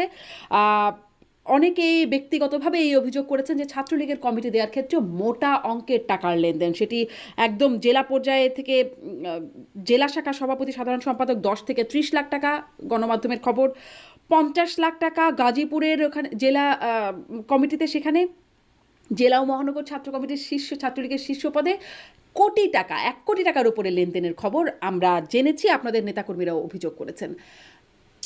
শোনেন, এখন মিডিয়ার খবরের উপরে আপনি যদি নির্ভর করে এই ধরনের একটা মিডিয়াতে আপনি আমাকে যেসব প্রশ্ন করেন, তাহলে একদিক থেকে আমি বলবো যে দুঃখজনক, আর একদিকে বলবো যে ভালোই। কথাটা পরিষ্কার হওয়া দরকার, সেটা হলো ছাত্রলীগের কমিটি ছাত্রলীগের নেতৃত্বই দিয়ে থাকে। এখন ঢালাওভাবে একটা অভিযোগ, এক একটা ইউনিটে একটি পদের জন্য একাধিক প্রার্থী সেখানে থেকে থাকে, এবং এবং সেই যার পক্ষে রায় যায়, যার পক্ষে রায় যায় এবং যার পক্ষে যায় না, যিনি নেতা হতে পারলেন না, যিনি নেতা হলেন, স্বাভাবিকভাবেই একটা ঢালাও বক্তব্য সামনে হাজির করা খুবই সহজ, যে সে তো টাকা দিয়ে, অর্থ দিয়ে কমিটিতে পদ নিয়েছে। এই কথাটা যেমন সত্য, তেমনি বড় সত্য হলো যে ছাত্রলীগের কমিটি ছাত্রলীগই দিয়ে থাকে। আমরা এই ধরনের অনেক অভিযোগ আমরাও শুনেছি। আমরা শুনে যখন সেই ব্যাপারগুলোতে তলিয়ে দেখতে গিয়েছি, সেই ব্যাপারগুলোর ভেতরে যখন ঢুকতে গিয়েছি, তখন দেখেছি যে এইটার কোনো প্রমাণ বা সে বিশ্বাস করবার মতো কোনো প্রমাণ অভিযোগকারীরা হাজির করতে পারেনি। সুতরাং এই মিডিয়ার ঢালাও কথা বা অভিযোগকারীর ঢালাও বক্তব্য এবং সেই বক্তব্যকে আমলে নিয়ে এই ধরনের আপনার একটা ইতিমধ্যেই আপনার এই মিডিয়া যশ খ্যাতি মানুষের কাছে গ্রহণযোগ্যতা সবকিছু পেয়েছেন। আমার মনে হয় যে আপনার এই এই মিডিয়া এই চ্যানেলটির যে গ্র্যাভিটি, সেই গ্র্যাভিটিটা আপনি নিশ্চয়ই জি, সংরক্ষণ করে মানে এই বিষয়ে দুর্নীতির জায়গাগুলো, মানে কমিটি বা মনোনয়ন বাণিজ্যের যে জায়গাটুকু সেটিকে আপনি পুরোপুরি অস্বীকার করছেন। তাহলে এত পরীক্ষিত নেতারা যদি বা ছাত্রলীগ বলি বা মানে স্থানীয় যেটি আমি বলছিলাম সরকার নির্বাচনে আপনারা যদি পরীক্ষিত নেতাদেরকে নিয়ে আসেন, তাহলে এত জনাব ওবায়দুল কাদের সাবেক সাধারণ সম্পাদক, মানে সাধারণ সম্পাদক আওয়ামী লীগের, তিনি এত কাওয়া হাইব্রিড মুরগি ওনারা কিভাবে ঢুকলেন? ছাত্রলীগেও এত শিবির কিভাবে ঢুকলো যদি এত পরীক্ষিতভাবেই আসে, যদি কোনো রকম এর মধ্যে আর কোনো বিষয় না থেকে থাকে? তো না না না, পরীক্ষিতভাবে আসে সেটি তো একটা বিষয় আছেই। আর একটা হলো যে এই অনুপ্রবেশকারীরা বা এই ছাত্রলীগের ভেতরে ছাত্র শিবির বা অন্য রাজনৈতিক মতাবলম্বী যারা অনুপ্রবেশ করেছে, আমি তো বলেছি যে তাদের রাজনৈতিক মূল উদ্দেশ্য চরিতার্থ করবার জন্য তারা এমন এমন কৌশল অবলম্বন করেছে। এবং যখন একটা রাজনৈতিক দল দীর্ঘদিন ক্ষমতায় থাকে এবং সেই ক্ষমতা থাকাকালীন অবস্থায়, আমি তো আগেই স্বীকার করেছি যে এইখানে তো দুর্বলতা আছেই, এখানে তো কিছু ব্যর্থতা আছেই।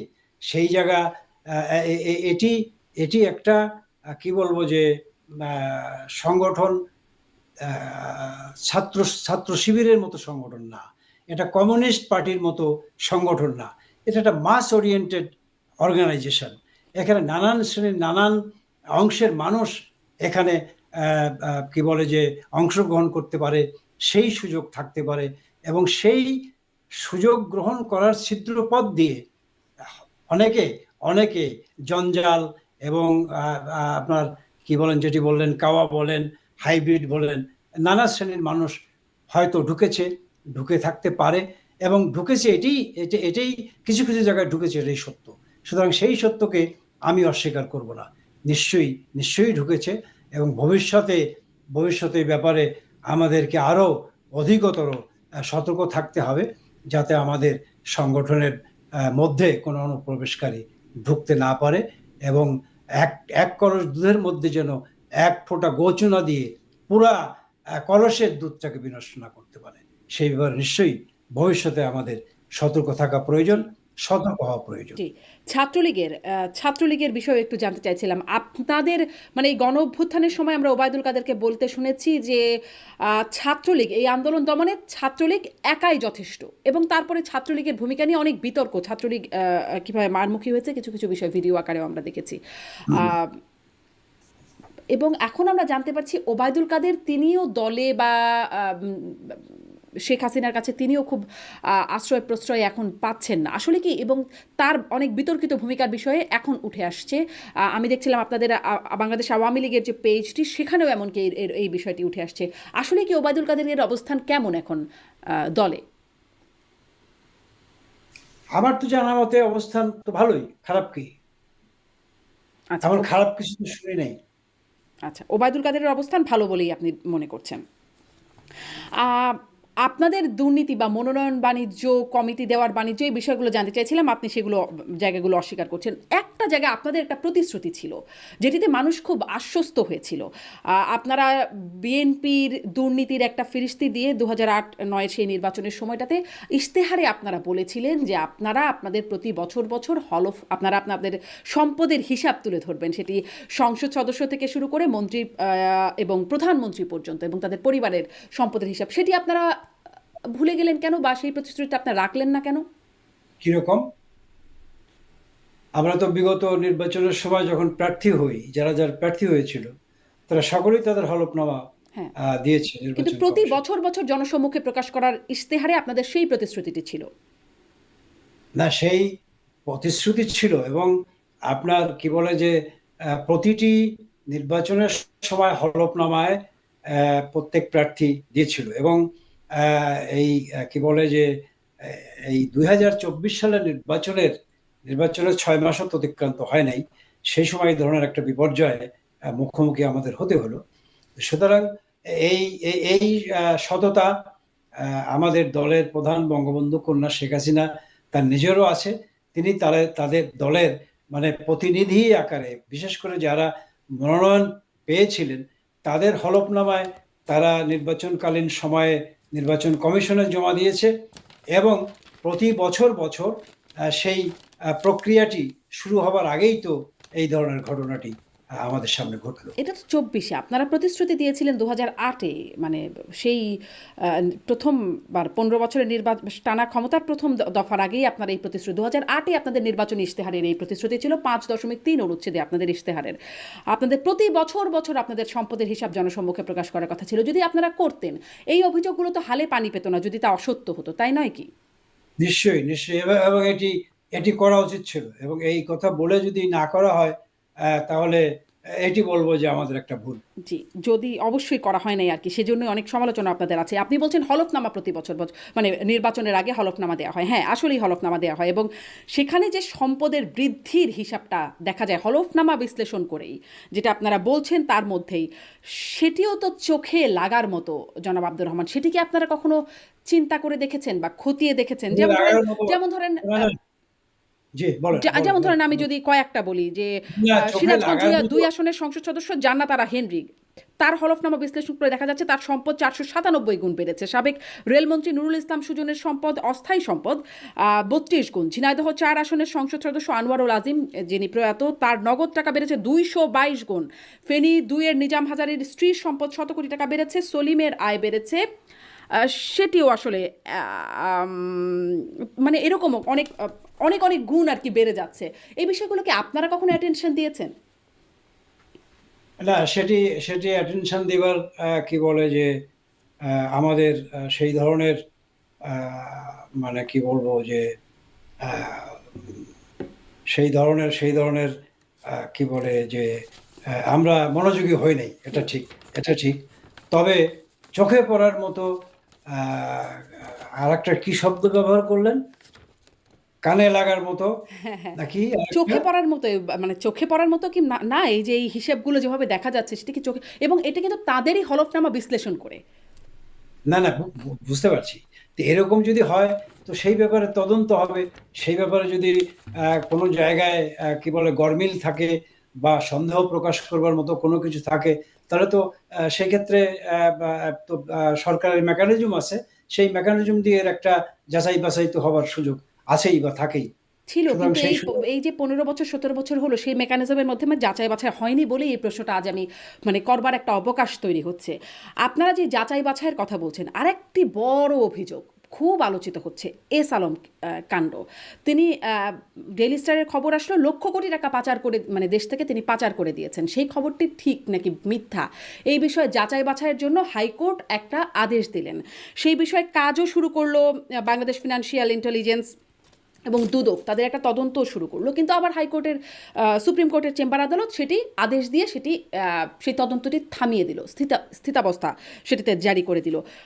এরকমটি আসলে কেন হলো? মানে তদন্তের কথা বলছেন, আই- যাচাই আই- বাছাই। আই- আই- আরেকটু বলি জনাব আব্দুর রহমান, তিনি 2022 সালের 10ই অক্টোবর তিনি বাংলাদেশি পাসপোর্ট প্রত্যাহার করেন, এস আলম সপরিবারে প্রত্যাহার করেন, এবং একই দিনে একই সন্ধ্যায় বিদেশি নাগরিক হিসেবে বাংলাদেশে স্থায়ী বসবাসের অনুমোদনও পেয়ে যান। এত এত ফেভার কেন তার প্রতি?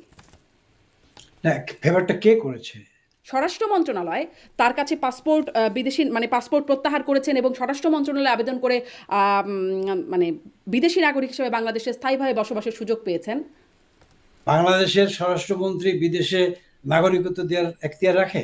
না না না, বিদেশি নাগরিকত্ব তো তিনি নিয়েছেন, কিন্তু হ্যাঁ। বাংলাদেশের নাগরিকত্ব তিনি প্রত্যাহার করেছেন। এবং বিদেশি নাগরিক হিসেবে বাংলাদেশে স্থায়ীভাবে বসবাসের অনুমতি তিনি স্বরাষ্ট্র মন্ত্রণালয়ের কাছ থেকে নিয়েছেন। সেটি কিভাবে সম্ভব হলো? মানে এটি তো একটা কঠিন কাজ, এক সন্ধ্যায় এটি সম্ভব হয়ে গেল। এত ফেভার কেন এস আলম, যার বিরুদ্ধে লক্ষ কোটি টাকা পাচারের অভিযোগ? না না, আমার আমার কথাটা হলো যে এই সুযোগ কেন গ্রহণ করলো, কিভাবে গ্রহণ করতে পারলেন, এটা তো একটা আইনি ব্যাখ্যার বিষয়। এবং আপনি আদালতের কথাটাও এখানে নিয়ে আসছেন কোনো না কোনো পর্যায়ে, এক পর্যায়ে। তো সুতরাং এটা আইন আদালত সম্পর্কে আমার কোনো মন্তব্য আমি করতে চাই না। তবে স্বরাষ্ট্র মন্ত্রণালয় যদি কোনো আইন আদালতের রেফারেন্সে তিনি করে থাকেন, তাহলে সেটা তো বিচারিক আদালতের বিষয়। সেই জায়গায় আমি কোনো কথা বলতে চাই না। তবে আমি সামগ্রিকভাবে একটা কথা বলতে চাই, আপনার মাধ্যমে পরিষ্কার করেই বলতে চাই। এস আলম হোক আর জেড আলম হোক, যিনি যেই হন যিনি যেই হন, সেটি যদি এমন হয় যে আজকে কি বলে তাদের বিরুদ্ধে যেই ধরনের অনিয়ম, দুর্নীতি, নানান কথা নানাভাবে প্রকাশ হচ্ছে, প্রচার মাধ্যমে প্রচার হচ্ছে, এবং রাজনৈতিক ভাবেও আমরা কেউ কেউ ব্যবহারও করছি।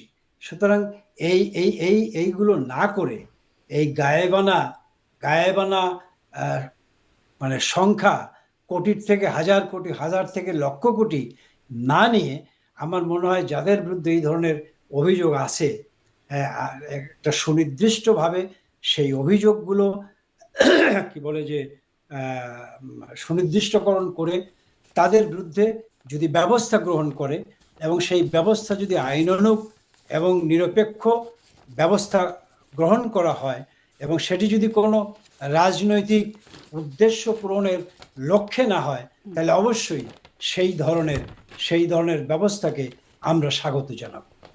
জি, কিন্তু আপনাদের সময় সেটি হলো না কেন? আপনারা দীর্ঘ সময় আর থাকলেন, এত অভিযোগ আপনাদের বিরুদ্ধে আসলো, কিন্তু সেই অভিযোগের তদন্ত পর্যন্ত থেমে গেল। এস আলমের বিরুদ্ধে অভিযোগের তদন্তের কথা বলছি, সেটিও পর্যন্ত আটকে গেল। মানে এমনকি যদি মানে তখন সাবেক পররাষ্ট্রমন্ত্রী ডক্টর আব্দুল মোমেন তিনিও বলেছিলেন বেগম পাড়ার কথা। আমি একটু এই প্রশ্নটাও করতে চাই যে ধরুন এখন যারা আপনারাই যারা বিদেশে আছেন, যুক্তরাজ্য, যুক্তরাষ্ট্র, কানাডা, অস্ট্রেলিয়া, বেলজিয়ামের মতো দেশে। বিদেশে আছি আপনাকে কে বলছে? জি, বিদেশে আছি কি আপনাকে কে বলছে? মানে আপনি আপনি কোথায় আছেন আমি জানি না, কিন্তু ধরেন যারা আছে, যেমন ধরেন কিছুদিন আগে তথ্যমন্ত্রী, সাবেক পররাষ্ট্রমন্ত্রী, তথ্যমন্ত্রীও ছিলেন ডক্টর হাসান মাহমুদ, তিনি বেলজিয়াম থেকে যুক্ত হলেন।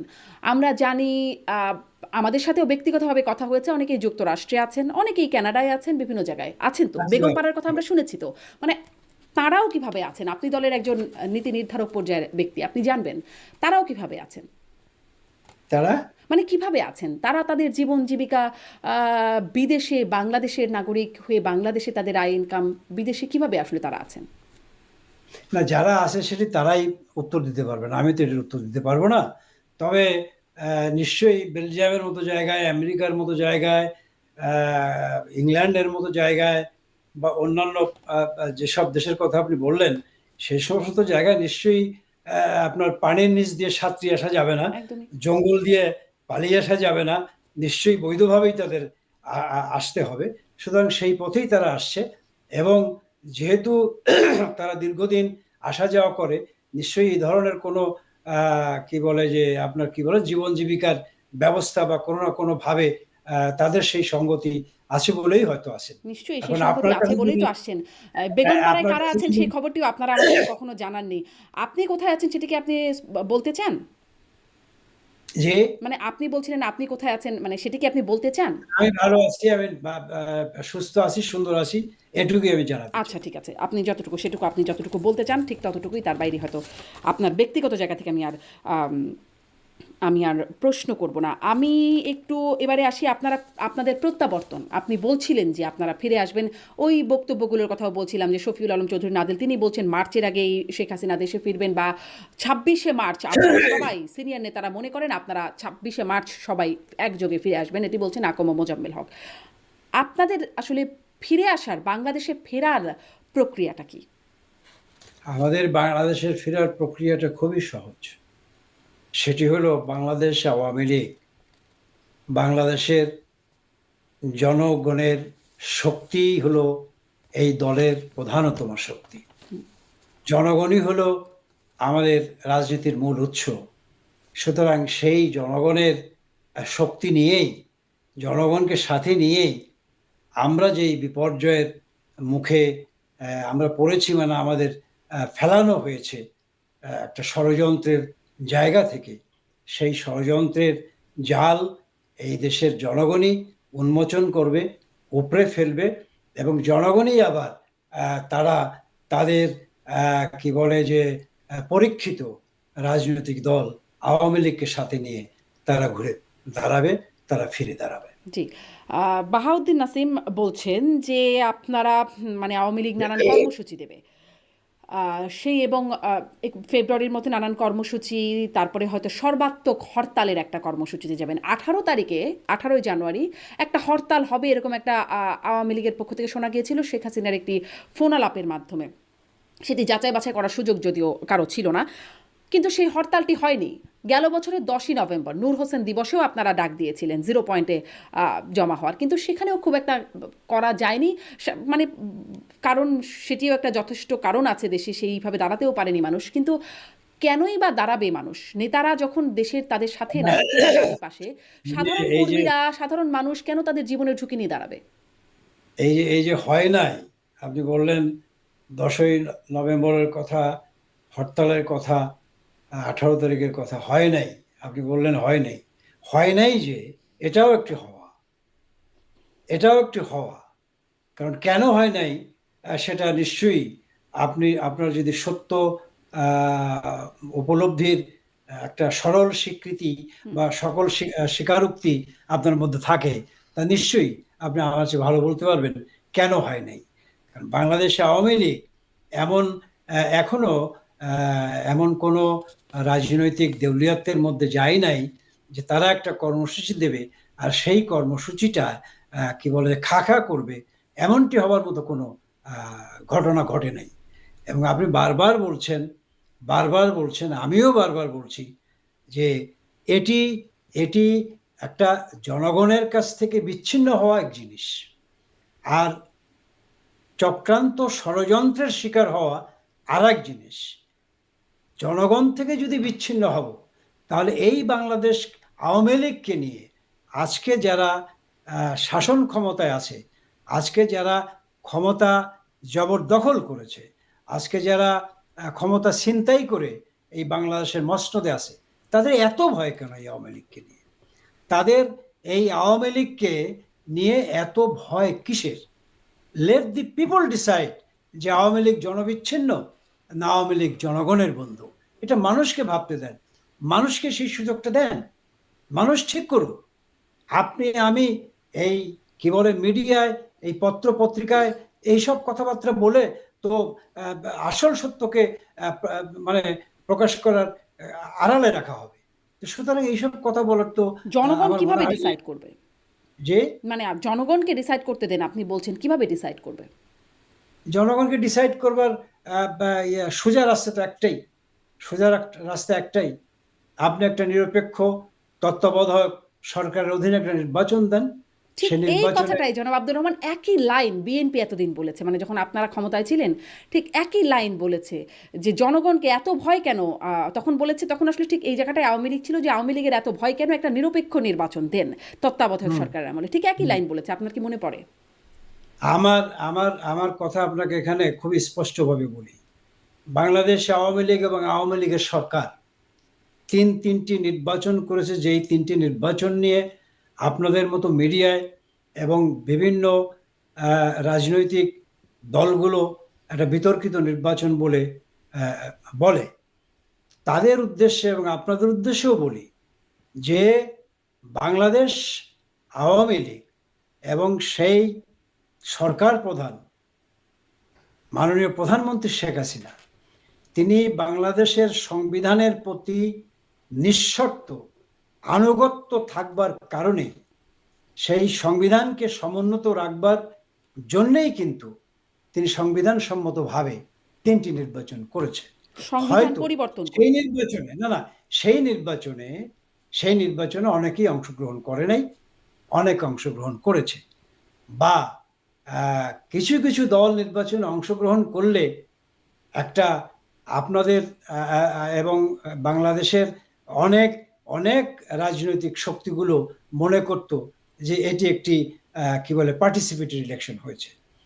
তো তারপরও বলবো এটি একমাত্র সংবিধানের কি বলে যে আনুগত্য প্রকাশ, সংবিধানকে সমুন্নত রাখবার ধারাবাহিকতা রক্ষার্থেই কিন্তু এই নির্বাচনগুলো করতে হয়েছে। মানে তাতে জনগণ ভোট সুতরাং দিতে পারুক বা আমি না একটু পারুক। বলি বলি বলি বলি। বলুন। সম্প্রতিকালে সম্প্রতিকালে আহ, মহামান্য আদালত তারা সংবিধানের ভেতরে এই কি বলে যে তত্ত্বাবধায়ক সরকারের প্রভিশনটা তারা নতুন করে সন্নিবেশিত করেছেন, এবং আমার মনে হয় যে এই ফেব্রুয়ারি মাসের প্রথম সপ্তাহের দিকেই হয়তো তার একটা চূড়ান্ত ফয়সলা তারা করবেন।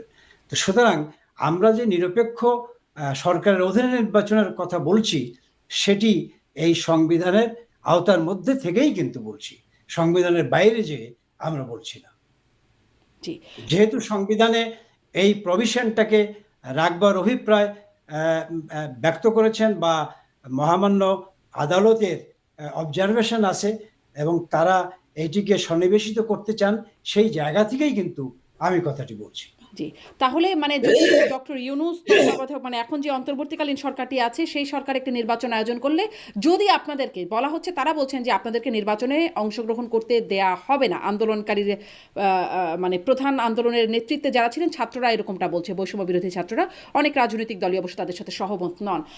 যদি আপনারা নির্বাচন করেন, আপনারা কি মনে করবেন যে মানে স্বস্তির সাথে নির্বাচন করবেন, যে সব ঠিকঠাক আছে, কোনো আপত্তি থাকবে না আপনাদের?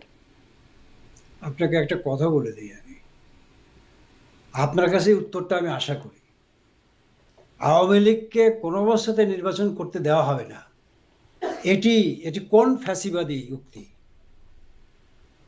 এই আওয়ামী লীগকে ফ্যাসিবাদ বলা হয়, স্বৈরাচার বলা হয়। এই উক্তিটি মানে ফ্যাসিবাদের একটা চরম জায়গায় গিয়ে বলতেছে কিনা, এটা আপনার কাছে আমি জানতে চাই। এটি কোনো গণতান্ত্রিক ভাষা? এটি কোনো চলমান রাজনৈতিক যেই কি বলে যে কৃষ্টি কালচার, এটি তার মধ্যকার ভাষা, নাকি এটি কোন ভাষা? জি। সেই প্রশ্নটি আপনি করতেই পারেন, সেই প্রশ্নটি করা যে খুব অযৌক্তিক তাও নয়, এই প্রশ্নটি আপনি করতেই পারেন, কোনো দল কেন নির্বাচন করতে কেউ দেবে না, এই সিদ্ধান্তটা কিভাবে? না না না, আমি বলছি সিম্পলি ইট ইটসেলফ ল্যাঙ্গুয়েজ, যেই শব্দ চয়ন করেছে সেই শব্দ চয়নটিকে আপনি কিভাবে বিবেচনা করেন, জি। আপনি মানে কি মনে করেন? জি, এই প্রশ্নটি আপনি করতে যাদের পারেন। মুখ থেকে যাদের মুখ থেকে এই ধরনের কথা বের হয়, যারা এই ধরনের কথা বলতে পারে, তারা যখন তারা যখন একটা গণতান্ত্রিক রাজনৈতিক শক্তিকে, তাদের ভুল ভ্রান্তি থাকতেই পারে, আছে, আমি স্বীকার করি, সেই শক্তিকে যখন তারা ফ্যাসিবাদ বলে, তাহলে এরা কি? তাহলে এদেরকে আপনি কি ভাষায় বলবেন? এর উত্তর নিশ্চয়ই আপনার কাছে এই মুহূর্তে জানা নাই। হ্যাঁ, দ্বিতীয় প্রশ্ন কি? জি, যে জি, আপনি আমাদের এই যদি প্রশ্নটা যৌক্তিকভাবে করতেই পারেন। আপনার এই প্রশ্ন করবার যে জায়গাটি সেটির সাথে আমি দ্বিমত জানাচ্ছি না। কিন্তু আমি আমি আসলে এই জিনিসটা বলছি যে আপনারা বলেছিলেন সংবিধানের কথা, সংবিধানের ধারাবাহিকতা বা এখনো বলছেন ধারাবাহিকতা রক্ষার্থে। আমি আসলে এই প্রশ্নটা করছিলাম। এর আগেও আমি এই প্রশ্নটা করেছি যে তাতে মানুষ ভোট দিতে পারুক বা না পারুক, জনরায়ের বাস্তবায়ন বা প্রতিফলন ঘটুক বা না ঘটুক, আপনারা ওই ওই ন্যারেটিভেই যে 14, 18, 24 আর কতদিন আসলে আপনারা ওই ন্যারেটিভে যেতেন? দেখছেন যে আপনি বিরোধী দলের দায় দিচ্ছেন, সেই দায়টা যদি দিয়েও থাকে বিএনপিকে বা অন্য রাজনৈতিক দলগুলো যারা অংশগ্রহণ করলো না, এরকমভাবে আপনারা আর কতদিন চালানোর পরিকল্পনা করেছিলেন? আমার মনে হয় আপনি আগের প্রশ্নটা থেকে সরে এসেছেন। এইরকম এইরকম ভাবে কি বলে, মানে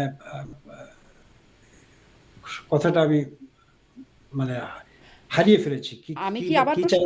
মানে আমি বলছিলাম যে আপনি এই সরকারের কথা বলছেন যে তত্ত্বাবধায়ক সরকারের অধীনে নির্বাচনের কথা, সংবিধানের ধারাবাহিকতার কথা, মানে আপনাদের সময় আপনারা ওই সংবিধানের ধারাবাহিকতার কথা বলেছেন, এখনো বলছেন সংবিধানের ধারাবাহিকতার কথা। কিন্তু তাতে আসলে জনগণ ভোট দিতে পারুক বা না পারুক, জনরায়ের প্রতিফলন ঘটুক বা না ঘটুক, তাতে আসলে খুব কিছু যায় আসে না। মানে 14, 18, 24-এ তার প্রতিফলনটা হয় নাই বা জনগণ ভোট দিতে পারে নাই। এই বাস্তবতায় আপনাদের আর কতদিন আসলে এভাবে এই প্রয়াসটা, সংবিধানের ধারাবাহিকতা রক্ষার ন্যারেটিভটা চালিয়ে যাবার? শুনেন শারমিন, আপনি আমার একটা পছন্দের মানুষ, আপনি আহত হেন না। এবং যারা এই কথা শুনে যদি কেউ আহত হয়, তাদের কাছে আমি দুঃখ প্রকাশ করব। এই পদ্ধতিতে মানুষ ভোট দিতে পারে নাই, এই কথাটা তাদের রাজনৈতিক কথা। মানুষ ভোট দিতে পারে নাই কেন? আমি একটা 2024 সালে একটা নির্বাচন করেছি। সেই নির্বাচনে আপনার 3 জন প্রার্থী ছিল এবং আমার 194টা ভোট কেন্দ্র। আপনাকে আমি ওপেন চ্যালেঞ্জ করলাম, আপনি একটা ভোট কেন্দ্রে, 194টা ভোট কেন্দ্রের মধ্যে একটা ভোট কেন্দ্রে যদি বলেন বা খুঁজে বের করতে পারেন যে সেখানে ভোট পড়ে নাই, কেউ ভোট কারচুপি করেছে, সেখানে ভোটের কি বলে গরমিল হয়েছে, বা ভোটের কি বলে যে আপনার কেউ কারসাজি করেছে, তাহলে আমি আর কোনোদিন নির্বাচনী রাজনীতি করব না। এবং কঠিন প্রতিদ্বন্দ্বিতার মধ্যে সেখানে 52% বেশি ভোট সেই কি বলে যে নির্বাচনে পড়েছিল। বাংলাদেশে কিছু কিছু মানুষ ভোট দেয় নাই, ভোট কেন্দ্রে যায় নাই।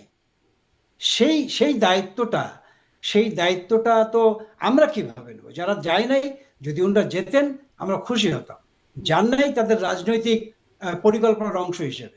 সুতরাং সেই দায়ভারটা তো আমাদের উপরে যদি চাপিয়ে দেন, তাহলে আমাদের প্রতি অবিচার করা হবে। তাহলে আমি বলবো আমাদের প্রতি আপনারা অবিচার করবেন। জি, আপনারা বিএনপি বা যে রাজনৈতিক দলগুলো নির্বাচনে অংশগ্রহণ করে নাই তাদের প্রতি সুবিচার করেছিলেন? যে মানে বিএনপি বা বিরোধী দলে যারা সেই সময়ের রাজনীতিক ছিলেন তাদের প্রতি আপনারা সুবিচার করেছিলেন?